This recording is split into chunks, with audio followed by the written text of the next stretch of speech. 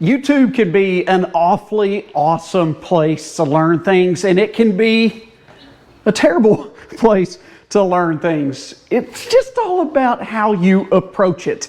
And after my last video, first off, I want to say thank you. The feedback I got from y'all was awesome. It actually put a little more pep in my step to start pushing record and put these videos out for you more often. Because when I do them this way, it's so much more time saving for me. We both win. But I had a friend out of the clear blue call me today. Haven't heard from him in a long time. And he said, "You're not going to believe this, man. I was sitting around last night on YouTube trying to figure out how to take care of my lawn, and all of a sudden your ugly mug shows up in a video." He had no clue that I've been doing this for like 6 years now. And we just sat there and chatted. We just talked about how to take care of your lawn the easy way. And he's already starting to kind of fall into the YouTube traps of making it way more difficult than it really is, applying way too many products than you really need, doing all these unnecessary things to have a nice lawn. I mean, it's really kind of simple. If it's too easy, it's hard to sell something. To sell something, you need to create some sort of fear and need, in a sense that if you don't do this, it's going to be bad. So everything seems to be bad in lawn care videos if you don't buy all this stuff. Does that make sense? And I kind of calmed him down real easily and real quickly. I said, mow it, water it, take care of some weeds with pre-emergent and post-emergent, which rarely do I use post-emergent, and fertilize it, feed it when it needs it. And that's where we're at in this point of the season. It's about time to feed it, especially if you have Bermuda grass.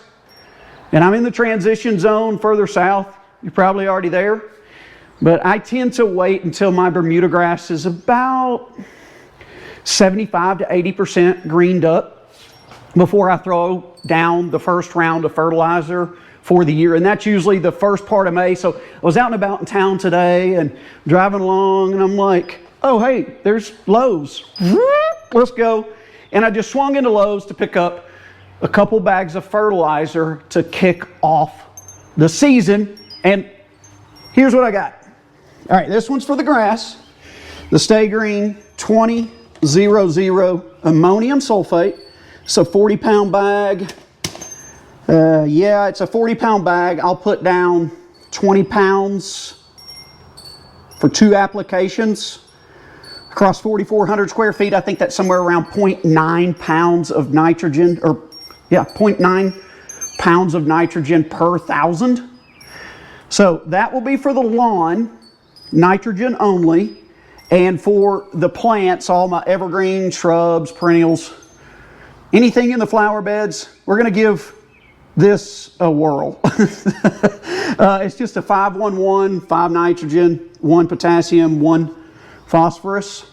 I got that out of order. Oh gosh, here they come in the comment section. Or did, yeah. Phosphorus, nitrogen, phosphorus, and potassium. 5-1-1, slow release was the main thing I wanted on that.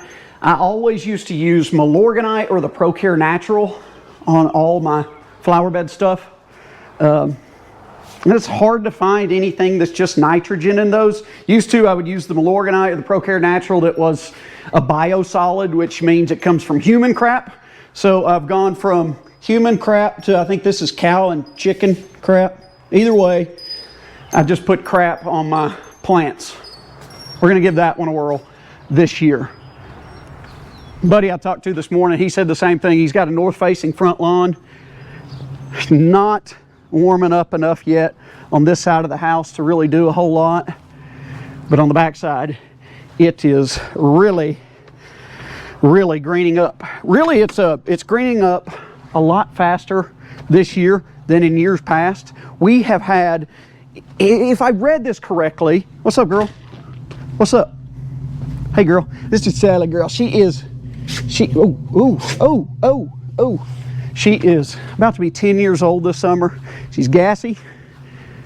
She's limping. I think she's got arthritis.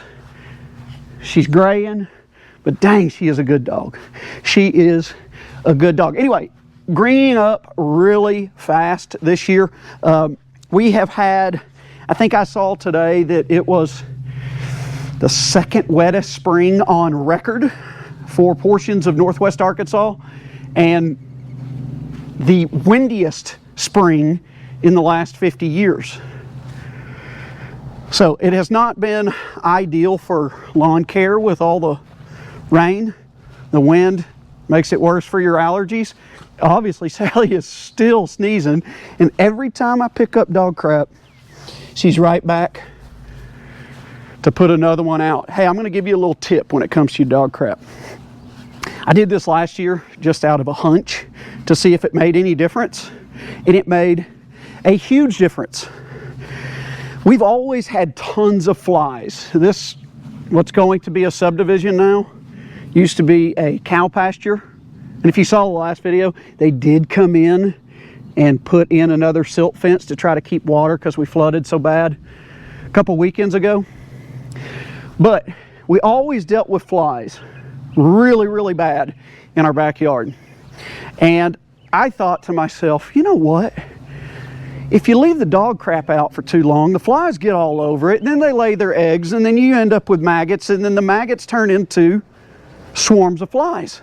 So I'm going to be better about picking up dog crap this summer. This was last summer. Coincidence, maybe?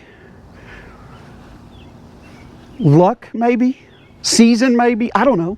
Or maybe, this is what I did worked, we did not have near as many flies last year. So stay on your poop picking up game, and you'll cut down on the flies in your backyard. Now, it's not like every time she poops I come out and pick it up, but I just don't wait as long in between pickups. There you go. Free tip for the day. So we're getting into fertilizing season, okay? We are getting into that.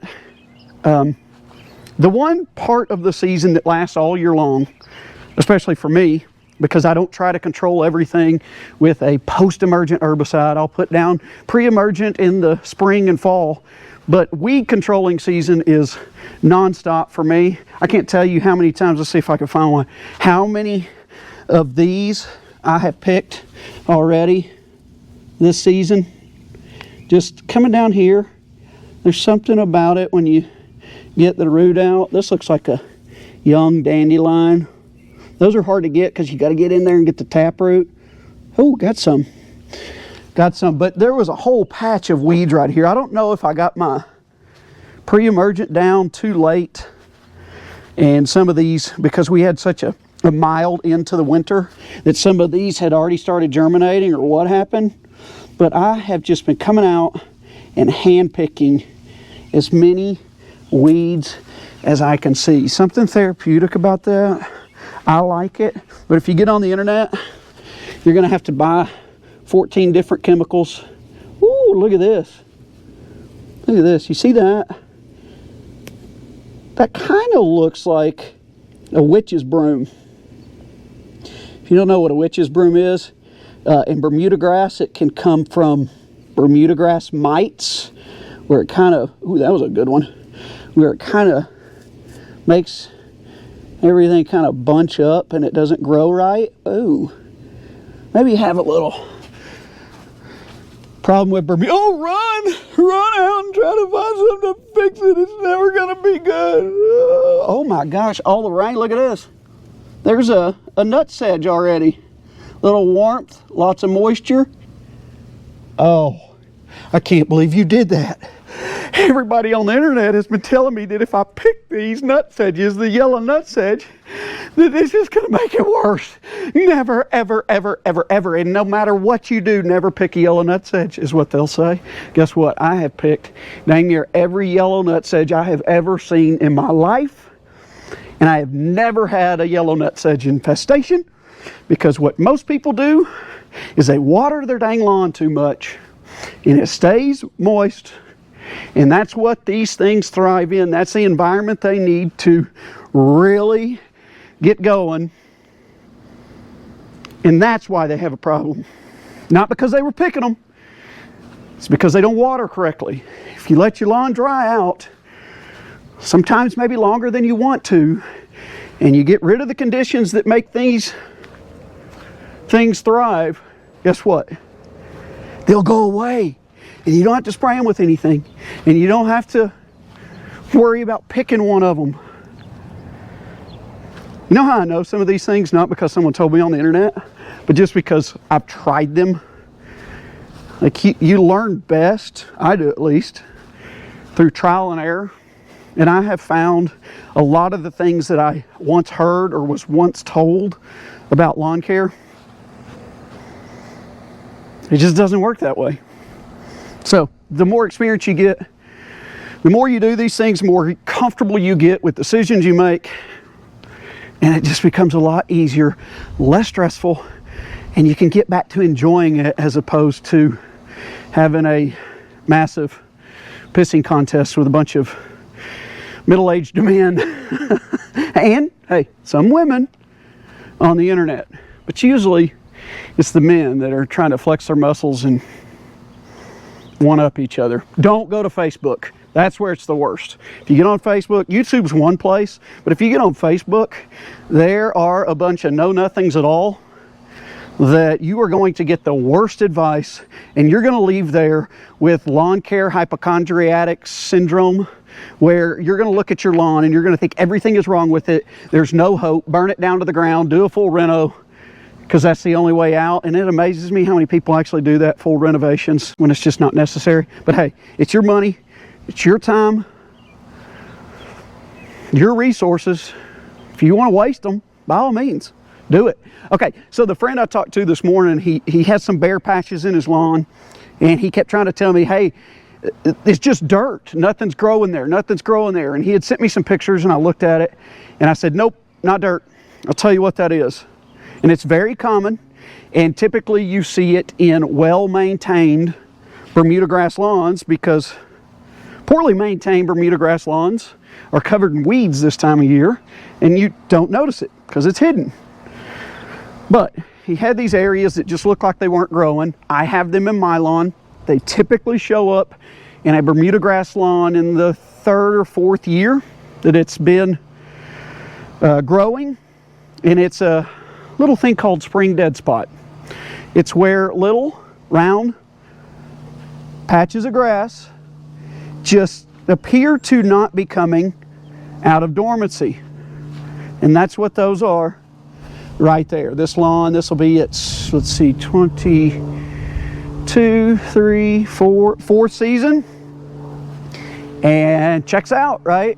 There's some patches, almost little circles, that just aren't greening up. Spring dead spot. What it is, long story short, it's a fungus that attacks the grass in the fall. You don't know it's happening until everything's greening up in the spring, and those spots just don't green up. The fungus doesn't kill the grass, from my understanding. What it does is it weakens it. And if you're in an area like us in the transition zone, where we had some temperatures around 0, ice, snow, those are not weather conditions that Bermuda grass necessarily likes. So when it gets pretty harsh and cold with the winter elements, and that grass is weakened from that fungus in the fall, those little patches just die. And he said, well, what should I do about it? Mow it, water it, feed it, take care of some weeds, because you might get some weeds popping up in it. Let it fill in on its own. Don't seed it. If you do plug it with healthier grass from somewhere else in your yard, you better discard the grass from these spots, because then you're just transferring those spores to another healthy part of your lawn. So you don't want to do that. But this is what's going to happen. These stolons above ground on the Bermuda grass is going to fill that in for you. You're getting rhizomes going underground, above ground, underground. It does the work for you. But if you can't wait, if you are an impatient person, plug it. Don't seed it. Most likely, your house, when it was built, anytime in the last couple decades, it was probably sodded with Tifway 419 Bermuda grass, a hybrid Bermuda grass. You cannot seed hybrid Bermuda. Okay, so if you throw seed in, it's most likely a less quality cultivar that will be thicker bladed, different color. Now you're mixing in a less desirable grass into your lawn. And weeds here, this right here is a thistle. If you've ever had thistles, they are a pain in the rear, and this field used to have tons of them. I mean, tons of thistles, and it would look like it snowed back here. So I still get a few pop up every once in a while, but you can see, oh, there's another one. There's another one. But I would just come out here instead of bringing a liquid chemical to come out here and zap things. I'll just come out and start picking. Look at that. Oh no, I got some Bermuda grass out with it. That's okay. But a lot of your weeds, if you mow properly, you mow regularly and at the right height, guess what? They're just going to die naturally, and the Bermuda grass or whatever grass type you have is going to take over, and they'll start disappearing. It's going to be sad when there's a house back there and I can't come over and toss my weeds out. But the grass is long. We have had so much rain. I think I just dumped out. There's another thistle. We just dumped out 2.5 inches out of the rain gauge just a bit ago. So 2.5 inches this past weekend, 6.5 inches the weekend before. It's a good number. What is that? I'm no mathematician, but 6.5 and 2.5 sounds like comes up to be 9. If I got that right. But there you go. Greening up back here. Get you a rain gauge. Put it somewhere where you can check it. These used to be like $4. I think they're 8. I put it right outside this window, so when it's pouring rain, I can come over here and take a gander and don't have to get soaking wet. It's really just the simple little tricks that if YouTubers don't make a video about it, it's not going to have enough attention because it's not beginner basics for taking care of your lawn. So people don't want to give you the bonehead stuff that will make your life out in the yard a lot easier, because it's not going to lead to clicks, and it's not going to lead to lots of views or any other rewards that come on YouTube land. But after that last video I did last week, it kind of brought me back to home base. Well, shoot, it was less than a week ago, and it brought me back to square one, why I started this channel in the first place 6 years ago, almost 6 years ago. And it was simple. I just want to talk to people and help people have a nicer lawn. I have not sold anything. I still don't sell anything.